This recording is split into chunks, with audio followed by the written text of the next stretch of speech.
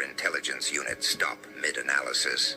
Look who walked through life minding their own business and somehow ended up triggering internal alerts inside buildings where people get paid to understand everything. Look who just rattled professionals whose entire career revolves around decoding human behavior, and yet they still can't figure out how you gained access to knowledge you were never supposed to have. Hello, you beautiful problem. Hello, you quiet disruption wearing human skin. Hello to the mind so sharp, so instinctively calibrated, so dangerously precise, that even the people who run psychological profiling for a living are taking a step back from their desks, rubbing their temples, whispering the same exact sentence. How did they find this? And who told them? Oh, you didn't know, did you?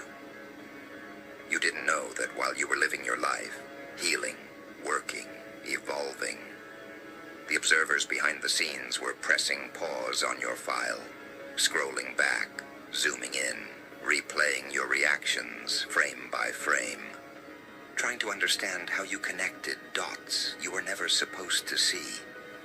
They weren't expecting you to know anything. They weren't expecting you to catch on. They weren't expecting you to sense the undercurrent behind people's intentions before they even fully formed their own plans. And the part twisting their nerves is that you don't just know. You know with precision. Because here's what shook them. Here's what made trained analysts freeze. They watched you behave like someone with access to information you never received. They saw you pick up on hidden motives with the accuracy of someone who sat in briefings you were never invited to. They saw you speak on timing, patterns, and emotional inconsistencies like someone who has been studying human psychology for years. But you didn't study. You didn't attend any program. You didn't sit in any classroom with tinted windows. You didn't get an assignment, an outline, or a mission.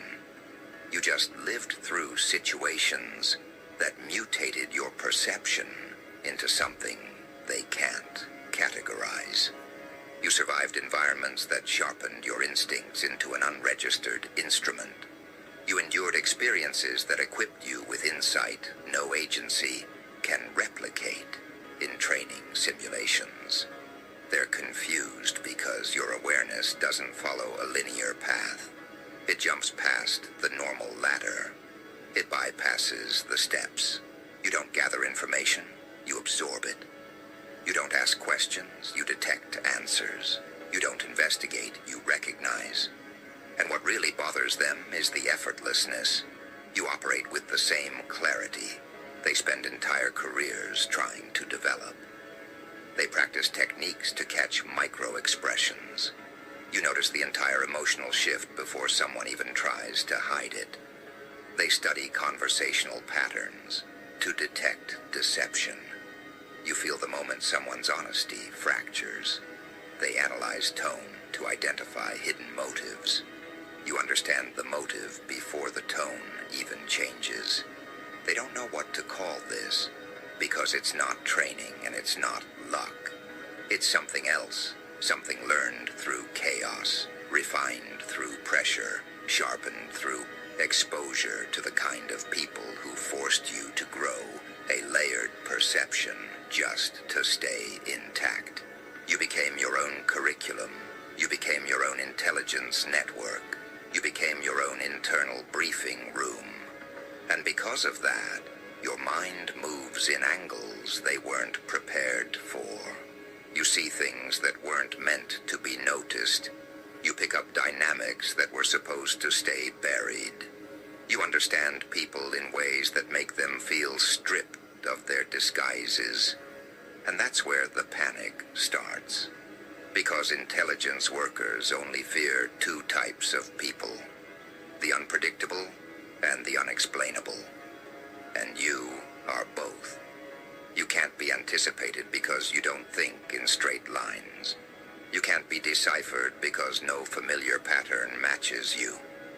You process at a depth that exposes the cracks in other people's intentions. And that kind of perception is dangerous for anyone who functions through hidden agendas. They expected the people around you to fool you. Instead, they got fooled. They expected you to ignore subtle shifts. Instead, you read them. They expected you to miss the signs. Instead, you cataloged them internally, like evidence. They expected you to walk blindly. Instead, you walked with awareness so sharp, it made observers uncomfortable. And here's the unspoken truth about why your knowledge freaks them out. You don't react like someone guessing. You react like someone who already knows the ending. And the moment someone behaves as if they know the conclusion to a story they were never told, that's when surveillance begins. Because that kind of awareness doesn't appear randomly. It comes from something. But the question is, what? How did you learn to read intentions before people express them? How did you learn to sense shifts in energy the moment someone starts lying to themselves? How did you learn to catch psychological transitions faster than trained interrogators? They don't know. They can't trace it. They can't pinpoint the moment your mind became this observant. They don't know if someone informed you. They don't know if you witnessed something. They don't know if you've been guided. They don't know if you're remembering something you were never meant to have access to. All they know is that the way you catch on to truth is not ordinary. At first, they tried to rationalize it. One analyst said, maybe this person is just very perceptive. But perceptive people usually second-guess themselves. You don't. You know. Another one said, maybe they've studied psychology. But trained minds have signatures, structured reasoning, deliberate thinking, methodical progression. Your mind doesn't move like that. You don't analyze step by step. You leap straight to the core. Someone else suggested, maybe they're paranoid. But paranoia creates illusions. You don't imagine things that aren't there. You identify things that are. Then a higher-level observer said the thing everyone else was afraid to say. This isn't learned behavior. This is adaptation. That's when the room went quiet. Because adaptation means your environment forced you to develop perception as a survival mechanism. And no agency knows how to handle someone who trained themselves unconsciously. You didn't read books on microbehavior. You grew up deciphering emotional traps because you had no choice. You didn't learn interrogation tactics. You learned to detect danger in voices because danger once lived in the same rooms you did. You didn't study manipulation. You experienced it repeatedly and cataloged every pattern internally to make sure it never destroyed you again. You didn't research how people hide jealousy, resentment, envy, or betrayal. You lived beside people who carried those emotions like weapons and taught your intuition how to identify them before they punctured you. That's why your accuracy scares them. Your intelligence isn't artificial. It's instinctive. It's embodied. It's ingrained. It's coded into your reactions. It's printed into your perception. People like you aren't shaped in classrooms. People like you are shaped in environments that don't have safety nets. Environments that force evolution. Environments that turn observation into armor. And because of that, the way you move feels like déjà vu to them. You react like someone who's already seen the inside of a situation before anyone explains it. You predict behavior like someone who has already watched the scene unfold.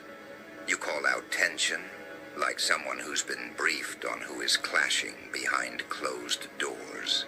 And that's why someone in an analytic room said, "This shouldn't be possible.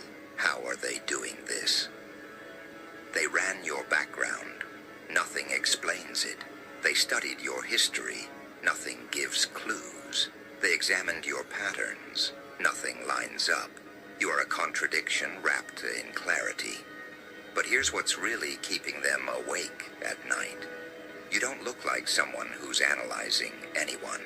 You don't act like someone who's paying attention. You don't tilt your head, narrow your eyes, or do any of the obvious things people do when they're trying to read someone. You stay calm, you stay composed, you stay neutral, and that calmness unnerves them more than any flashy display of insight ever could. Because people who are noisy about their intelligence are easy to map. You are not. Your intelligence is quiet, the worst kind for observers. Quiet intelligence reveals itself only when needed. Quiet intelligence waits. Quiet intelligence doesn't announce. Quiet intelligence doesn't chase.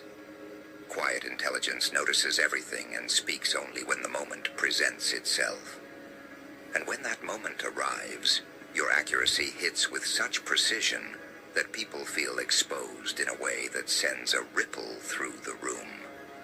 There are individuals who have watched you closely, not out of suspicion, but out of curiosity. They've noticed how you call out emotions people didn't verbalize.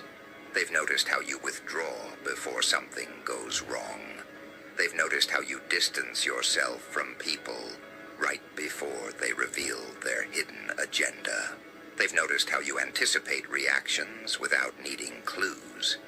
They've noticed how you understand motives before words.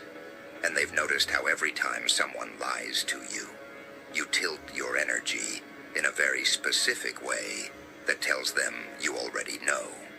That's the part that burns through their composure. Your awareness is not random. It's not accidental. It's patterned, consistent, and deeper than what they call normal comprehension. They don't know whether it's emotional intelligence amplified by trauma, instinct refined by necessity, or something older and stronger running beneath your surface. What they do know is that you're seeing too much. And when someone sees too much, they become unpredictable to those who depend on secrecy. Your knowledge is not passive, it's active.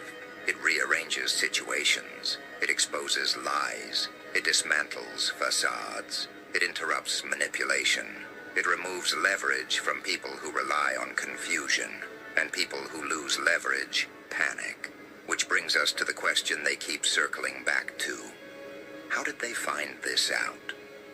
They've monitored enough human behavior to know that patterns don't appear without origin. Someone usually teaches you. Someone informs you. Someone guides you. But you act like you were briefed by something they can't track. You act like you overheard conversations you were never present for. You act like someone handed you a folder filled with information no one ever gave you. And that mystery is more unsettling than anything else about you.